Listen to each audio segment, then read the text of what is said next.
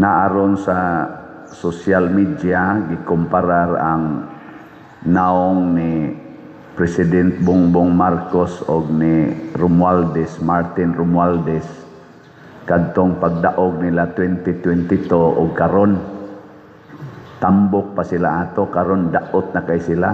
Tan-aw ko nako nag-low carb basag ni sila. Ang sa 2022 tambok pa man ko ato, karon daot na nako nag-low carb siguro ni sila. Low carb and fasting, intermittent fasting. Ang mga balita-balita na problema sila karon tungod sa daghan kaayong mga nipagawas og mga kinangitawag nato mga witnesses nga sila gyud maoy utok sa dagko kayong kawat sa kwarta dinis ato. Isubay-subay bitaw ni kisa na nga ang mga lawyer diha nga nagsubay-subay. Appeal na si defensor kanang former congressman. Yun siya kadto si Irap mantingal ito. Ang iya yung gikawat ato nga actual yung kwarta sa atong nasod nga posibleng siya nagkawat. Igo siya ni pirma 150 million to. Nya na impeach siya. Aw na kanang na people pawiran. Kadtos Gloria na aratos mga 400 million. Mga gipangutana siya sa imong tan-aw, hay man gyud pinakadako nga korupsyon kang Duterteng panahon o sa ubang presidente o karon kang panahon administrasyon Bongbong Marcos. Ingon din siya karon manggod ang gihisgutan dili billion, trillions. So sa una kanang mudol-duol og 1 billion nga mawa nga kwartas atong nasod murag ko na kay na kanang gilas na kay taana impeach dayon, kiha dayon. Pero karon mura na lagwa ang billion, trillions. Nya kining maong buhat masakpan man sila sa dili, priso man or mapamulta man sila sa dili kay may sa kay sila mo lihay-lihay dili deta kaikiyas sa Ginoo mga igsoon. Mo nang niingon diri sa atong Ebanghelyo, ang taksanan nga inyong gamiton alang sa uban, mauusab ang taksanan nga gamiton sa Dios alang kaninyo. Kining ato rong mga leaders nga nangawkaw sa atong kwartas nasod, ila man tan gilisod-lisod, gitagaan nila kalisdanan ang mga Filipinos ba.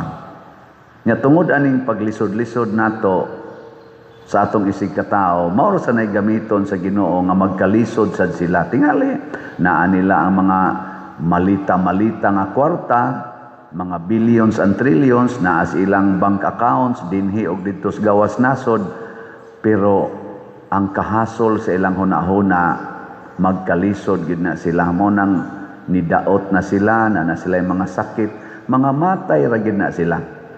Nga inig kamatay ana matud pas Ginoo, ayaw pakasad-a ang inyong isig katao kay di sad mo pakasad-on sa Dios. Nya unsa may ilang gibuhat karon sa ilang mga kontras politika, gipakasa nila, ipapriso nila, ipa-impeach nila. Siguro sana silang pakasad-on. Doon na pa ba'y posibilidad nga mapasaylo sila? Naawa. Tubag. Mauna si Propeta Daniel diri sa atong unang pagbasa, nagbasol siya og nagpakiluoy siya sa mga sala niya og sala sa iyang katigulangan. Iyang giangkon nga mga masupilon mi, hasta tong akong katigulangan. Nagsigi mig supak-supak nimo, Ginoo. Nya iya sang giila, apan ikaw maluluyon og mahigugmaon. Pero lagi mubalik sad ta sa standard nga gisulti ni Kristo. Kung dili nato pakasad-on ang atong isig katao, di sad ta pakasad-on sa Ginoo. Sa dihang na presidente si Rodrigo Duterte ang gikondem sa kadaghadang leaders o mga labi na gyud sa mga kaning nasakop aning pinklawan, mao gyud si Marcos Sr. nga bisag patay na dili gid nila ipalubong sa libingan ng mga bayani. Grabe gyud ang pagkondem ato tungod kay dako gyud kay siya og nabuhat kuno nga sala sa Pilipinas tungod sa iyang martial law, pagka-dictator og sa pagpangawkaw niya mga gitawag mga hidden wealth niya. Motong wa gyud siya gipalubong kay ikauaw ang paglubong niya sa libingan ng mga bayani. Pagka-presidente na ni President Rodrigo Duterte, iyang gitan-aw ang legal ug ang moral side. Sa legal, ang ayan gid siyang ilubong sa libingan ng mga bayani kay former president man siya nya sundalo pagyud sa atong nasod. Wa gyud rason nga dili siya ilubong. Ang moral lang kay makaskandalize sa mga tao. Iyang gitimbang-timbang, timbang-timbang og may desisyon siya nga ipalubong yod sa libingan ng mga bayani. Unsa may tumong ato niya aron ipakita nga ang usa ka Pilipino ato yung higugmaon, dili nato pakasad-on. Sakto to yang gibuhat dili. Pero sa dihang karon siya na mo gi-accuse og ejiki, wa gyud mupugong si Bongbong Marcos. Why 24 hours gi-arrest dayon siya dito sa airport paggikas Hong Kong pag-abot Britsos Villamor Air Base, human sakay sa eroplano ngadto dayon sa Dahig. 1 year na siya karon kapin dito. Wa gyud makonsensya si Bongbong Marcos ani hasta nang iya mga opisyal. Mao na hinaot unta nga makonsensya ba? Karon na ako'y nabatian nga tamlay ba sa Tagalog, tamlay, subo kayo, luya kayog naong si Bongbong Marcos nga nag-announce nga mga kapatid, mayroon ng isang Pilipino na nasawi doon sa gira sa Israel, sa Middle East. Lungkot tayo kasi namatay isang domestic helper. Naku kanindot unta kining iyang gibati karon sa usa ka OFW. Mubati man kita na bisag usa lang ka Pilipinong mamatay. Mubati man ta. Pero nganong di man ta mubati sa usa ka 80 years old masakiton, usa na ka tuig nga gipriso. Nganong di man ta mubati nga ibalik dire? Nganong wa man na gi-pronounce sa atong talahorong presidente sa dihang pila ka gatos ang nabanla sa baha dinhi sa atong dakbayan sa probinsya sa Sugbo, labi na dinhi sa atong parokya, atong munisipyo. Wa man ko kabati nga iyan ang gisulti tungod sa flood control nga way ayo. Ug sa daghan pang nangamatay tungod aning mga trillions nga gipangkuha nila, wa man siya na maluya, wa man siya moingon nakakaawa. Nawa naman ang hearing sa flood control, nawa naman ang hearing sa mga nangawang kwarta sa DepEd o sa PhilHealth. Pila kay namatay kay wa nay tambal. Ingon ani ang gustos Ginoo nga kun pananglitan maluoy ta sa usa, kaluy-a ang tanan. Mo na ingong Ginoo, dihas kasing-kasing nato, di gyud nato pakasad-on ang atong isig katao. Kita dili lang sad ta moakyos nga sad-an si President Bongbong Marcos ug ang iyang mga allies. Unsa may atong iakyos ang ilang mga actions. Ang ilang pagkatao, maluoy ta, pasayloo nato ang ilang pagkatao. Mo na ang atong prinsipyo sa simbahan, hate the sin, unsay sumpay? Love the sinner. Nay usa ka grupo nga akong giistoryahan, love your enemies. Huy pader, uy lisod ka na pader, uy litso gadeng react. di gina madapad or love your enemies, di na madapad dire. Kamo, unsa man sa inyong reaction? Love your enemies. Unsa inyong reaction?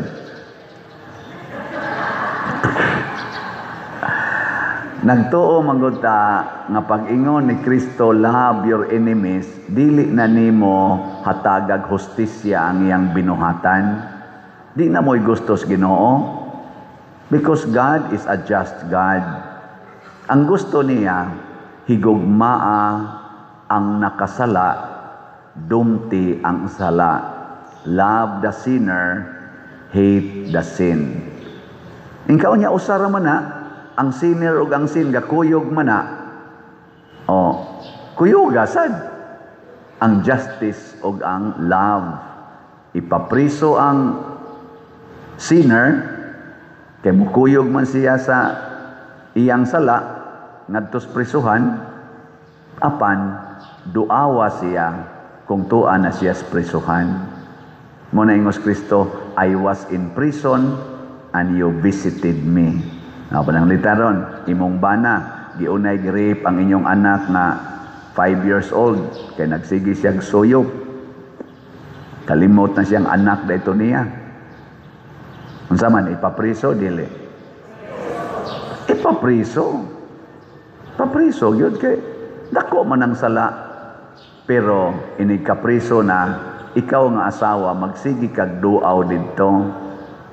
Magsigi kag ingon niya, unsa may imong gikinahanglan diha, love. Kay love man nimo siya. Nga din siya dito nga, gutom ang kulab. Ningon man ang Ginoo, pakana ang gigutom. Ayaw mo sa tagaag pagkaon. Wa naman ko'y igsusulob diri lab, pulos naman ni bulingon. Imong dadon yang bulingon, ilisa ni mo limpyo. Clothe the naked. Di ba? Mura man kong nasakit lab, wa man ko'y tambal. Palit sa kag tambal, imong ihato dito. Unya kay ni honghong man siya, gusto man kong musuyop lab. Unsa man, imong pasuyopon? Ikaw, bahala ka diya.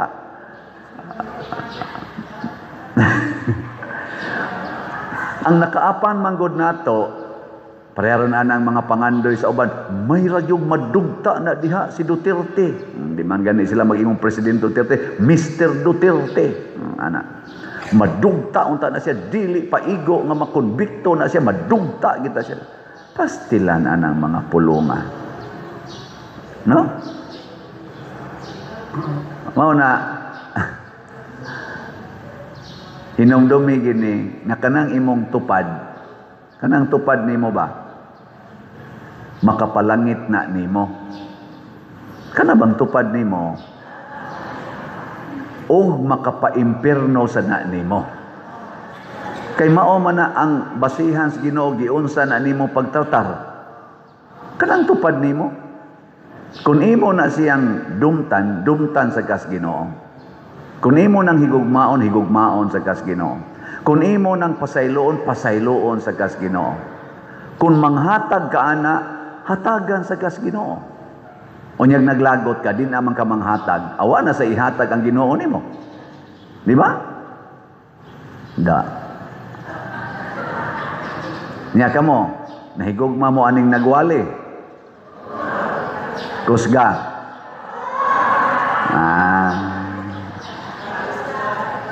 Unsa may kinahanglan aning nagwali ron? Kana ang slat. Pila man kabuk atong slat be? Tulo kabuk atong slat. Ang Grace 100 pesos, ang PPSC Part 2 100 pesos, DPR 100 pesos.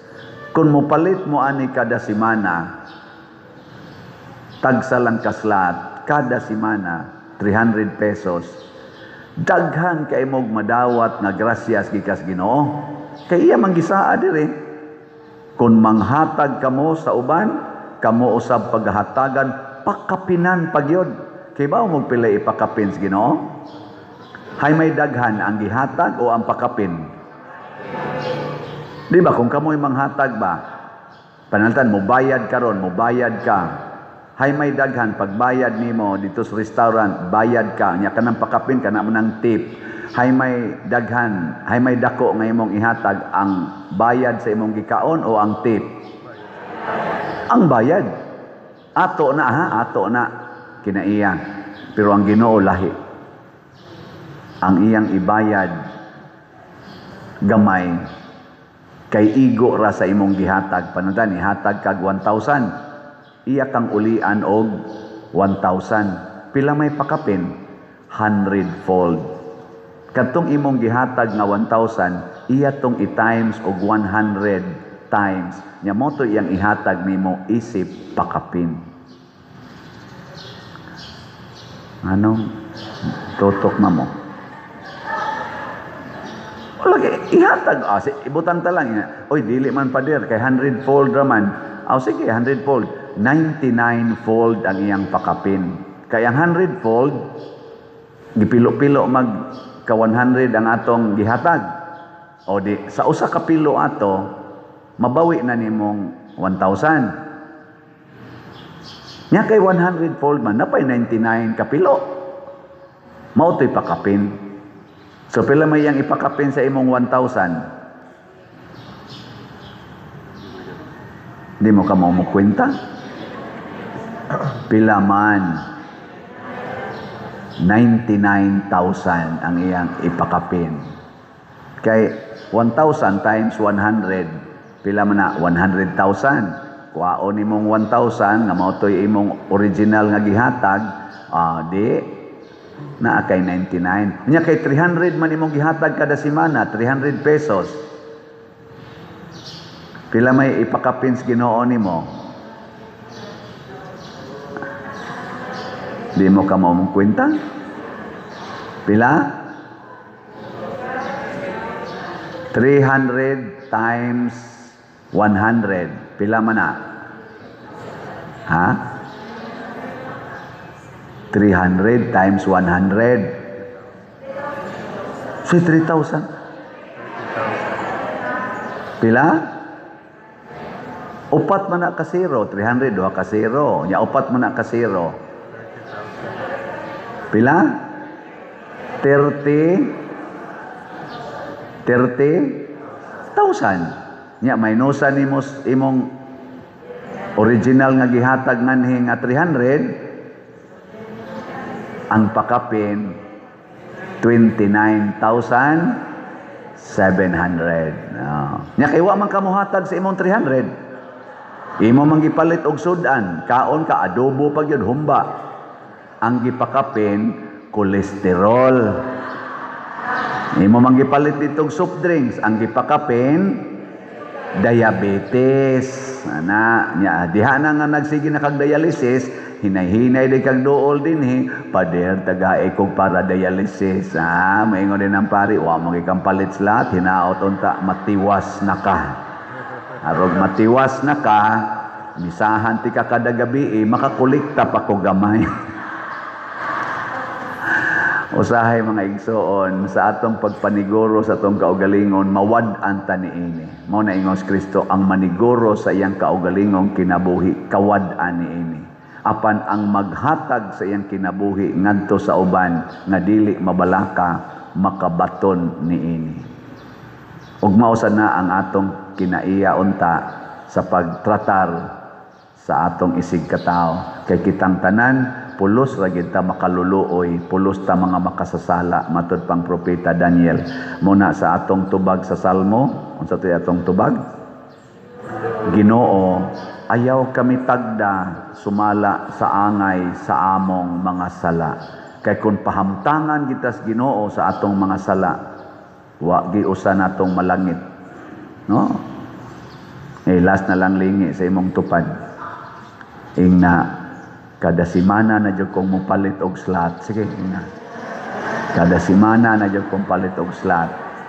Ay haron ang Ginoo mutagad nako sigon sa akong gihatag, dili sigon sa akong pagkamakasasala.